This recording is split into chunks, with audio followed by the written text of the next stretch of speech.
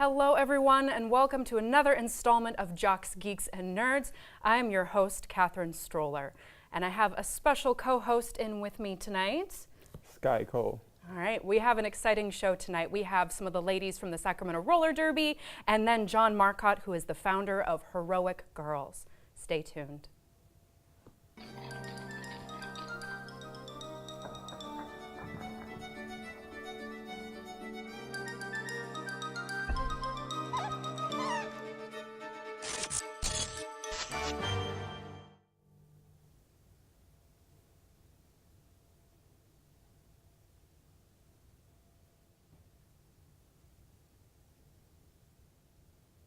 All right, I just wanted to say first off, Sky, thank you so much for being with us tonight. Thank you for having me. Yeah, and I love your sweatshirt. Thank you, That's thank good. you.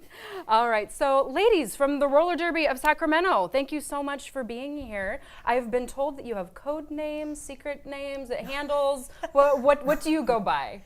So my name is Capitana Crunch, so thank you for having us today. Fantastic, I love the name. My name is Conquistadorable. Fantastic. Do you come up with those names yourselves then, or are you given those names? How does that process work? Yeah, sometimes you come up with them yourselves, and sometimes people just wait a little bit too long as they're trying to figure out their name, and maybe they do something or something reminds someone else of another name, and sometimes they're just given their name. For me, I was trying to think of a name for a really long time, and I was getting a manicure and pedicure, and I started looking at the names of all of the nail polishes at the bottom, and I came upon my name, and so Inspiration hit. Inspiration hit. But most people call me Kista or Kiki. A lot of times with longer names, since we're playing and we're calling each other by name, we have shortened names as well. So there's the nickname, and then there's the nickname, and then the nickname. How short can you get to still talk to someone? Yes. Right, or someone on the track or what have you. So what is roller derby for those out there that aren't familiar with the game? What is Roller it? derby is basically two teams on the track. It's a very athletic game where there is a lot of endurance happening, a lot of shoving, pushing people off the track and gaining points. So we have two major positions as jammers and blockers, and it's a two 30-minute game, two 30-minute halves. So there's a lot of sweat, tears, and crying that goes on in the track, but Wow. it's a very intense game.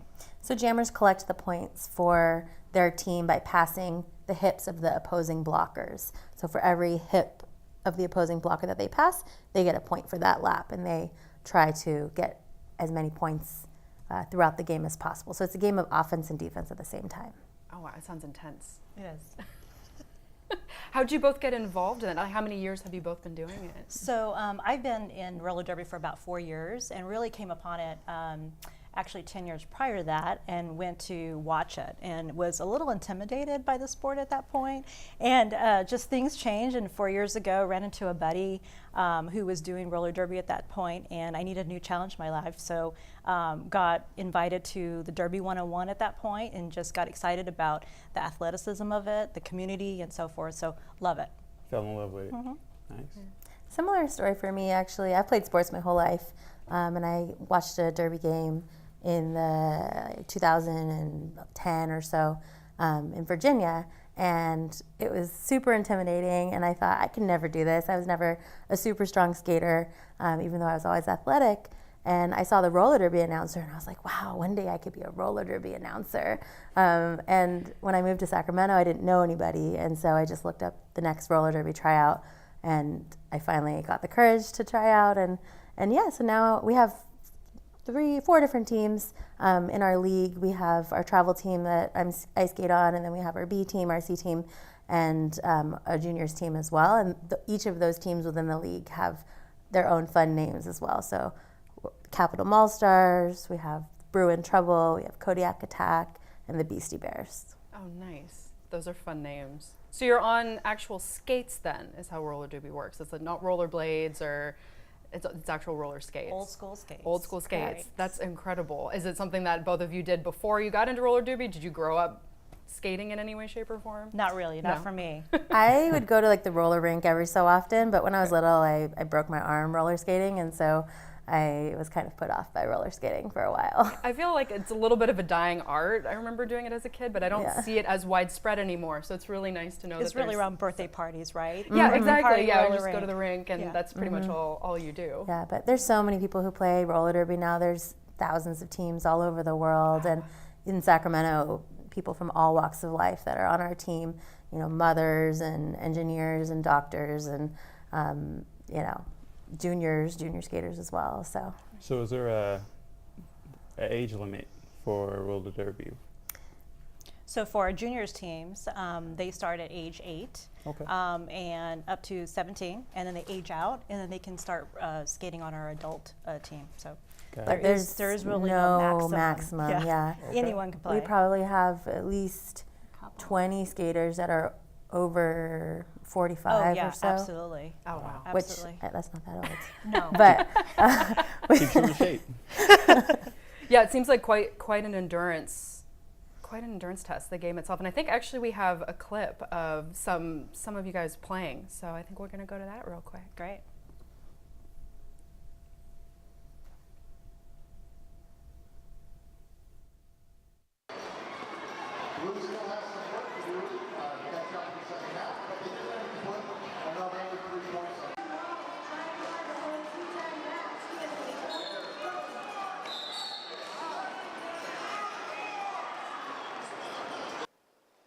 Hi, Jocks, Geeks and Nerds. My name is Red Tornado, and I am a junior coach for the Sacramento Roller Derby. If you want to get involved, we have a Junior Derby 101. The next session starts April 28th, Sundays 1 to 3 here at the warehouse at 1501 North C Street. It's a great way to be involved in a nonprofit community and play a great sport. Hi, I'm Savage Patch Kid, and I'm a junior. Yeah, it's really fun. I block. I've been skating for 3 years now. I'm Hella on Wheels. I've been skating for almost a year now, and I play mostly blocker, and I jam sometimes. Exciting every time I play, so I mean, it's not like there's anything in particular that's super fun. Do it for the gram. Oh, see? All right. That looks like a lot of fun. yeah, that's our junior team The that junior had a game team? last weekend. Yeah, so you got, it looks like there's like a circuit and you kind of go around in that circuit. Right. Yeah. Do you both of you play the same position or different positions? Yeah. Yeah, we're both blockers. Both blockers? Okay. have you tried doing what's the other one called again? Jammer. So the Jammers, okay. jammer is the one that collects the points for the team. Okay. And you can identify the jammer because they have a star on their helmet. Got Oh, okay. And so you know who they are when they're going around. Generally, the blockers all are staying together in one large pack, and the jammers are kind of going through the pack and around the pack and then back into the pack. So when you guys first got started, what was the toughest part of learning to, Staying on skates. Okay, so Standing on, upright. staying on skates. Okay. I mean, we all expect to fall, right? So Right. if you don't fall, you don't learn, you don't push yourself, right? So we're all consistently, if you're not falling at practice, you're not going full force. Got it. But definitely that was the biggest challenge for me, is just being able to make my body do the moves while staying on skates and being able to play the game. So. Yeah, and there's a whole training program. So many people come into roller derby not knowing how to skate and definitely not knowing the rules and not knowing how to play because it's not something that people grow up playing in school, And so we have a training program called Roller Derby 101 for both juniors and for adults. And so both of those are starting up at the end of April. So you should check out our Facebook page if you're interested in learning more. But they will teach you everything. So I remember I wasn't able to do like a turnaround stop or like certain types of stops. And I thought, 6 years ago, I'm never going to know how to do that. That's okay. I can do these other things okay. And it's amazing, practice. Right. And then now you can. And alternatively, I didn't even know how to stop. So, I mean. Wow. Just all So you're go. much ahead of exactly. So it takes some time, and it's really based on what you want to get out of derby as well. So like I said, there is a community as well, a group of individuals that are part of this community to help you get to the level that you want to get to, whether that's being highly competitive, traveling with the team, being on the A team. So there's it provides a lot of different outlets for everyone. Sounds amazing. That's wonderful. Yeah. I think we're just about out of time, but I wanted to thank you both so much for being here. And other Of than course. Facebook, where else can people find you? They can go to the website, sacramentorollerderby.com, go to our events page. We have a doubleheader coming up on April 27th, so please come out and see us. Okay, fantastic. Thank you so much, Thank ladies. you. Thank you. And I believe one of the young ladies in the video is the daughter of our next guest. And welcome back. We are here with John Marcotte from Heroic Girls. Hi, John. Thanks for being here. Well, thank you so much for having me. Yeah. So tell us, what is Heroic Girls? Heroic Girls is an organization that I started about 6 years ago. I have two daughters that grew to love my comic books and cartoons about superheroes and superhero movies because I love all those things. And I started noticing that I thought that superheroes had a positive influence, particularly for girls, that they were better role models than what girls are traditionally presented with, which are princess culture. So I started blogging about why I thought superheroes were good for girls, and then a feminist website in New York picked up my Tumblr blog where I'd gone to express my feelings. And I was the first male contributor to Women You Should Know, and then I was a Huffington Post blogger. The Huffington Post picked me up, and then I noticed they were never going to pay me. So I went from being a Huffington Post blogger, I started my own website, I did a TED Talk on why superheroes are good for girls, and it's kind of grown into this whole organization promoting more active role models for girls and women. You know, superheroes is kind of one theme, but we also talk about, you know, just strong women in general and positive portrayals of women in pop culture. That's incredible. How old are your girls? My girls are 14 and 11. Okay. Yeah. Awesome. Is there a certain superhero that they really latched onto when they were really young, when you started to kind of notice this? Captain Marvel was probably, which is, you know, just a nice plug for the movie right now. But yeah, I picked up the early Captain Marvel book when it first came out. The kids loved it. One of my daughters cosplayed as Captain Marvel. Stella did. And Squirrel Girl was another big one. Squirrel Girl was big, but Kamala Khan's big now. There are a lot of, you know, I don't think they're omnivorous. They like all of them, so there's not one in particular, I think, that dominates the conversation. Fantastic. So primarily what you do right now is a lot of blog writing, and you said you have a TED Talk, and is there a lot of other outreach that you're doing, going into communities and talking about Yeah, this? I've done a lot of talks. I mean, I paneled at Comic-Con. We did a Raising Heroic Girls panel at Comic-Con, and I got Elena Huffman, who plays the Queen of Hell on Supernatural. She came and did my panel. Wow. So yeah, we've done that. We've paneled at WonderCon. We've done a lot of the little local panels. I've talked at Sac State, at UC Davis.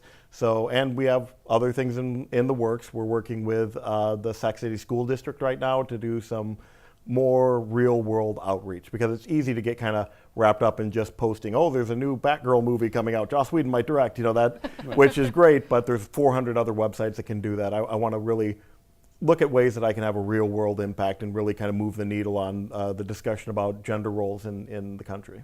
Have your girls expressed any interest in maybe writing their own comic one day? And well, you know, it's funny because when they're little, they think they can do anything, so they did. You know, my youngest daughter, Stella, created a character. She came up with the name Frostblade by herself, which, by the way, what a great badass name for a superhero. Right? Great name for a superhero. And Frostblade, but she did a comic, and she was caught in an explosion at an ice cream shop and swallowed 12 ice cubes, and that gave her her Frostblade powers. And I'm like, don't change a thing, because that is perfect. And what are her powers? Her power, you know, that we were always a little vague on what Frostblade powers. She had a sword that looked like it was probably cold. Okay. And you know, she eats ice cream. She was, yeah. It's a place to start. It was a good place to start.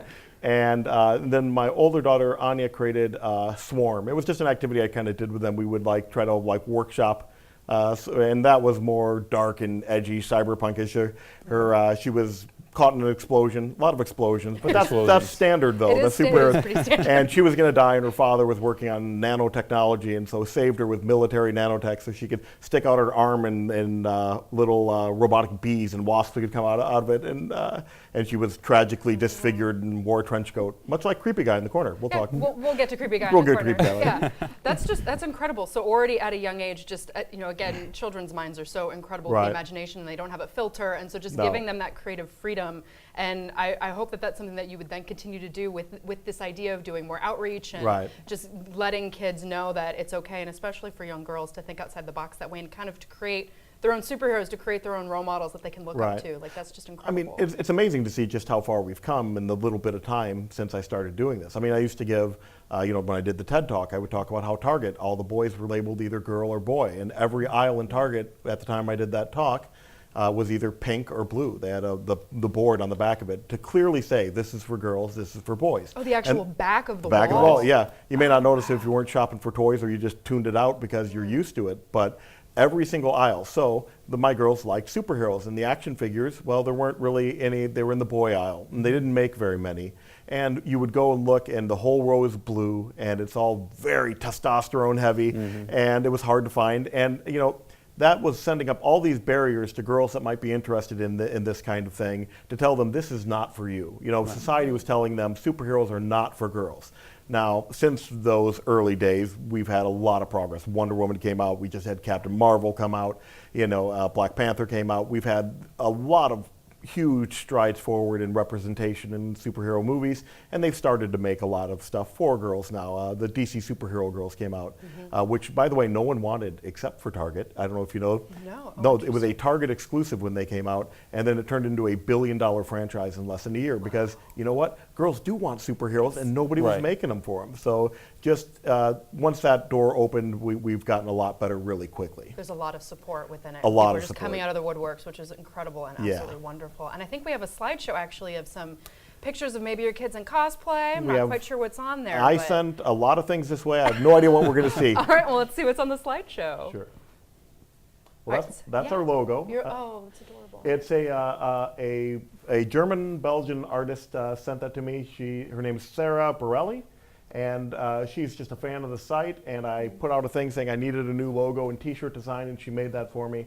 It's based on a famous photo of a Czech girl who was a Girl Scout who was standing up to, there was a far-right Nazi rally. Wow. And this 14-year-old Girl Scout was standing up with a sign saying, that promoting love. And as in this great photo of this neo-Nazi that's in her face, yelling and spittle, and she's standing there with courage. And it's this young girl standing up, and I said, that is a powerful image. I said, I'd like to see that represented. That's incredible. Yeah. Oh, I think there we go. There's the next one. This was our most recent cosplay. We did the Marvel Rising. There's Squirrel Girl. There's Squirrel Girl.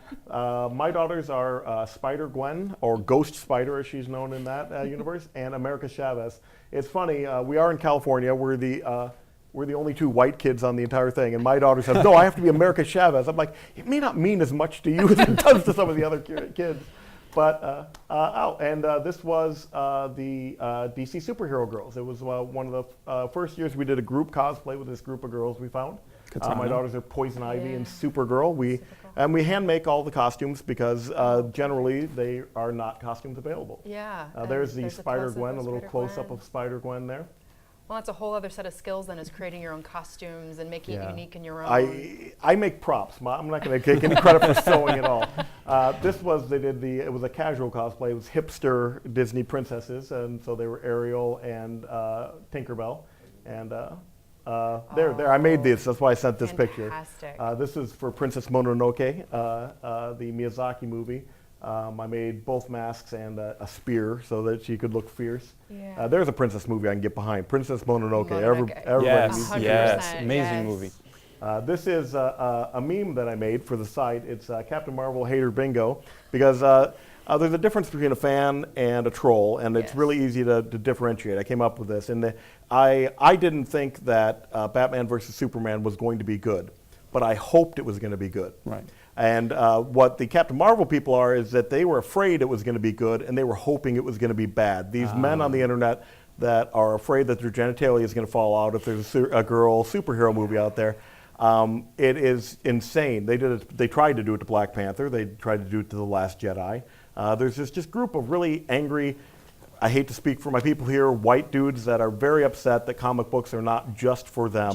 Just for them, and that other people are being represented on screen. And I just don't get it. I love the fact that we are seeing more diversity out there. Now, why do you think it was like that with Captain Marvel and not Wonder Woman? Why do you think Wonder Woman was more accepted over Captain Marvel? I think they kind of picked up some steam. They did Ghostbusters, and they had success there. And then they did, what was the next one? They tried The Last Jedi, and they even though Last Jedi was successful, they managed to tank its Rotten Tomatoes rating, and so they saw that they could do that. And then they tried with Black Panther, and then when it kind of fizzled, they said, oh, we weren't really trying to mess with Right. And so I think Wonder Woman, one thing is that she's a very old, established superhero. This version of Captain Marvel is relatively recent. It's been the past 6 or 7 years that she was created.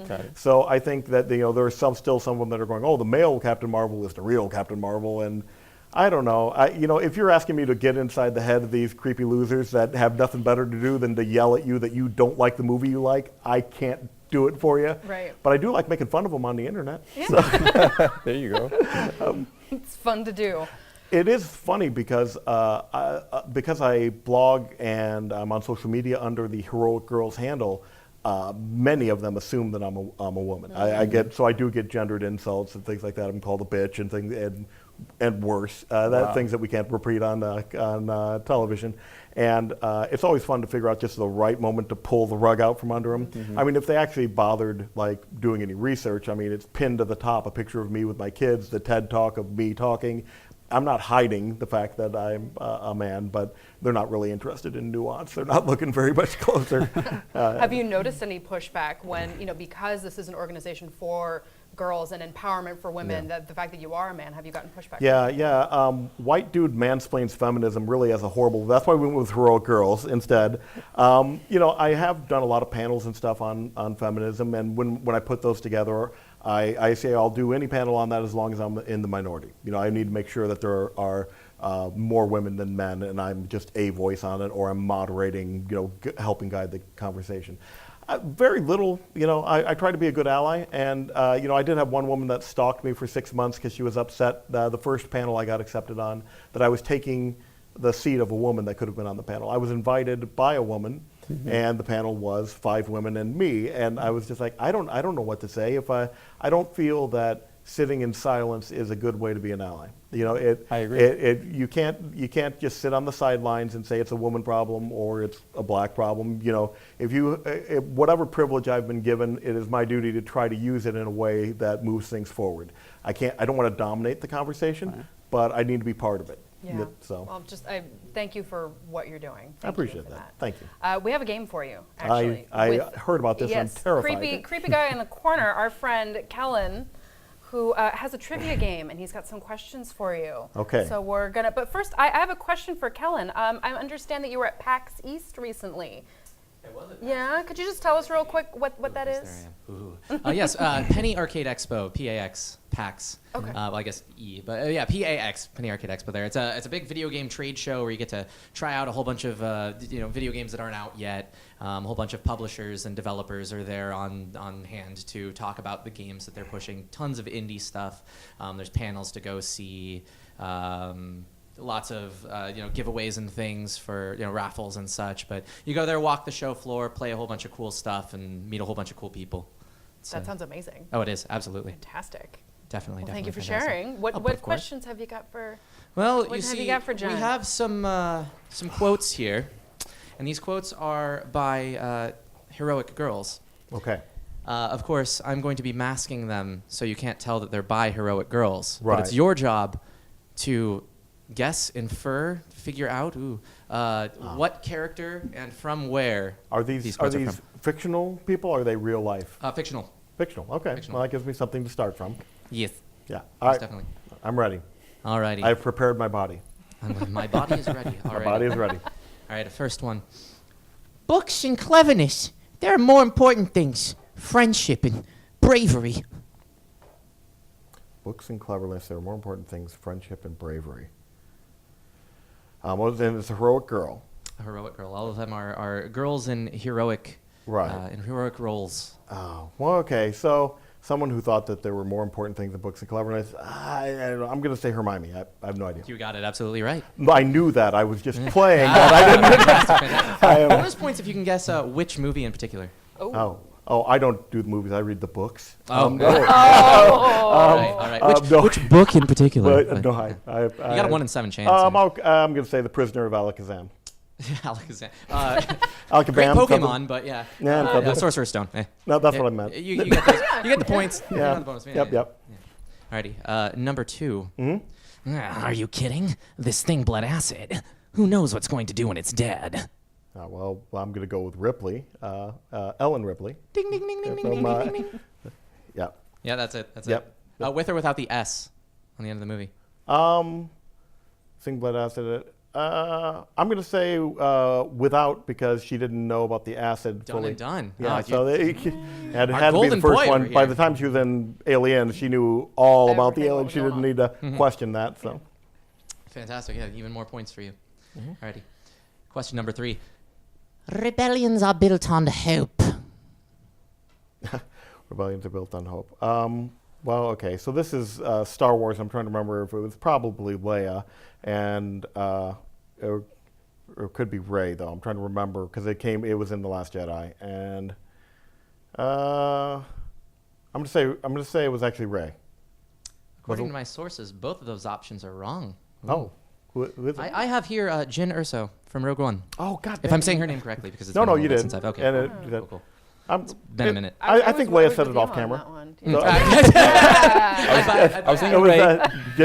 I love Rogue One. It's a great movie, actually. I enjoyed it quite a bit. Yeah, like 0.6 of a point. Yeah, something like that. Doing really well. Alrighty, yeah. More? Okay. Yes, I have 2 more. Oh, Question okay. number 4.